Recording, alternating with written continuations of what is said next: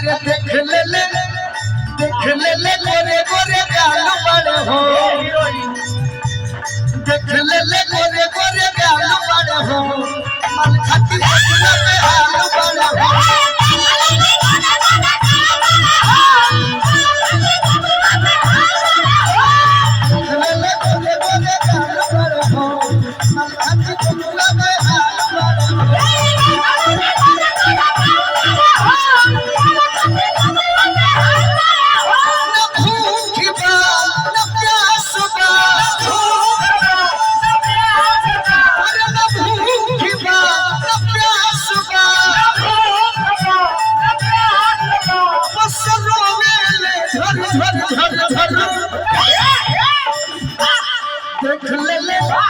देख ले गोरे गोरे गाल बड़े हो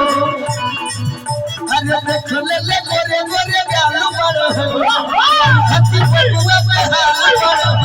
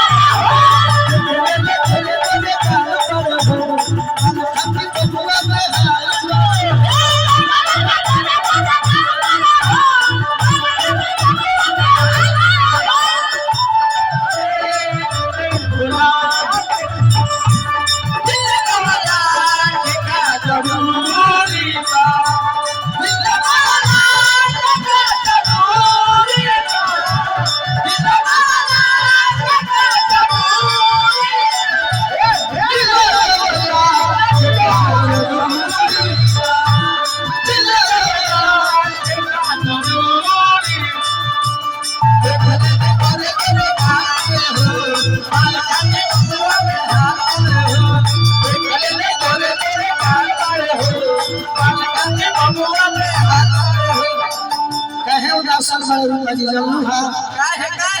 इतना बड़े कबूतरी के फेरा में पड़ल इतना बड़े कबूतरी के फेरा में पड़ल इतना बड़े कबूतरी के फेरा में पड़ल इतना बड़े कबूतरी के फेरा में पड़ल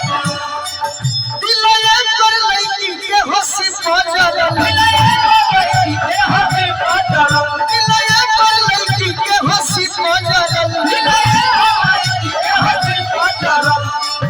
कब से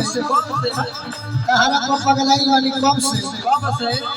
आज सुंघी ले चूड़ा के बाल बड़े हो बहुत सुंदर अरे सुंघी ले चूड़ा के बाल बड़े हो मल खाती बबुआ पे हाल